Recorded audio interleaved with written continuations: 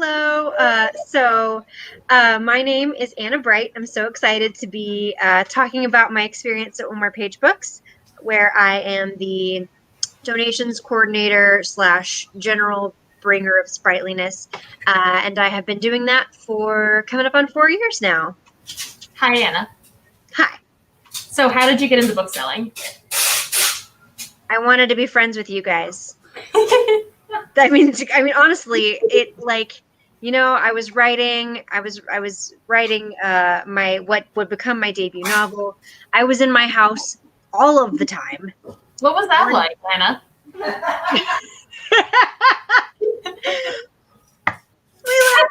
Crying. I was at home all the time, and I didn't really have any friends at that point. And I was like, okay, well, all of my characters sound like me, and this is because I'm in my own head a lot. We don't any of us know what that's like either. And then I met this weird, cool bunch of girls at this book event. It was Maggie Stiefvater's Raven King release, and I was like, I want to be friends with them. I wonder if I could get hired over there. And so I tried, and for whatever reason, it worked. Wait, so which of your characters sound like us now? I don't know. If they used to sound like you and now they don't, which ones sound like us? A couple of them sound like you and Spees. All that snark. I need names, Anna. Look, you're gonna have to be patient. Some of them are not even out in the world yet. Okay, well, the next time we do one of these, I want specific names, page numbers, and quotes that you think most likely correspond to the things that Spees or I would say. Documentation. Okay, I'll get on that for next time. Yeah, I want like a full bibliography of your own work. Thanks to me and Rebecca. So what is your favorite part of the job besides us? Besides you guys, obviously. There are lots of wonderful moments. I really love launches for debut authors. Those are really, really cool and special. I like hometown launches in general. So like authors who are local and you just like their friends flood the store. It's just so heartwarming. I really love selling to children. Helping a kid figure out like what they're going to read next, or like maybe giving them the first thing in a while they've really loved, or maybe giving them something that is going to be the first time they've seen themselves in a book is huge. I really love when I feel very responsible when someone comes in and says like, I have this friend or relative who's not feeling well, who's sick, who's like, like in the hospital or whatever, and they're buying them books for that. And I also really love end of the night cleanups when we're like wrapping up after events and it's just a few of us in the store.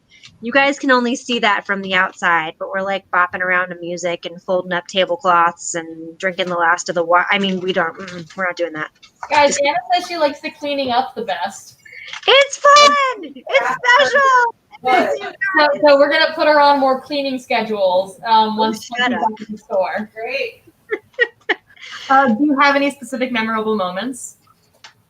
I do remember selling a little girl, Ella Enchanted, and I believe, what was the other one?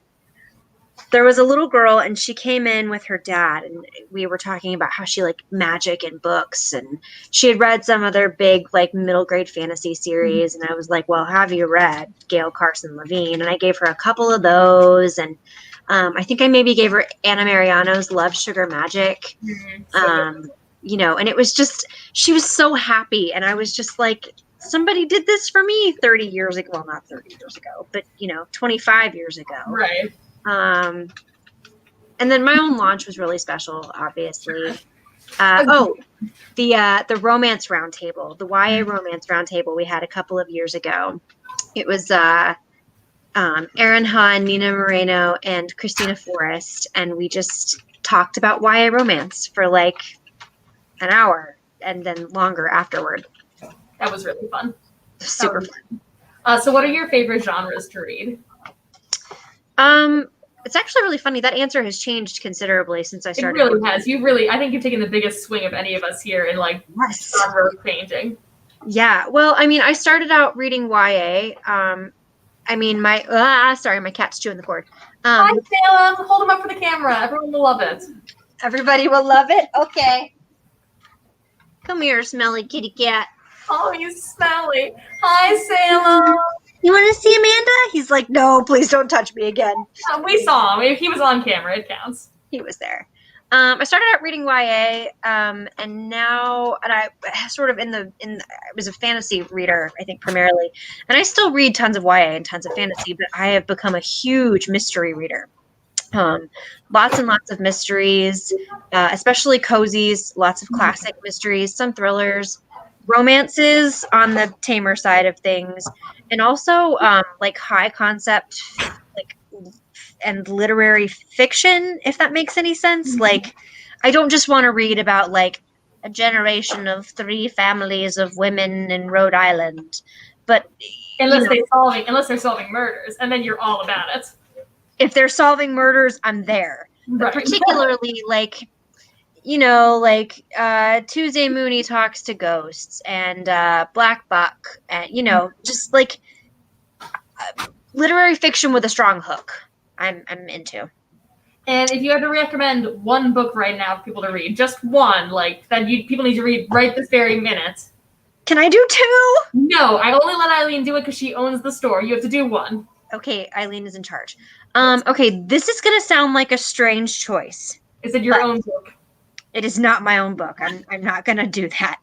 I just finished The Down Days by Ilza Hugo, and it is a book about a pandemic.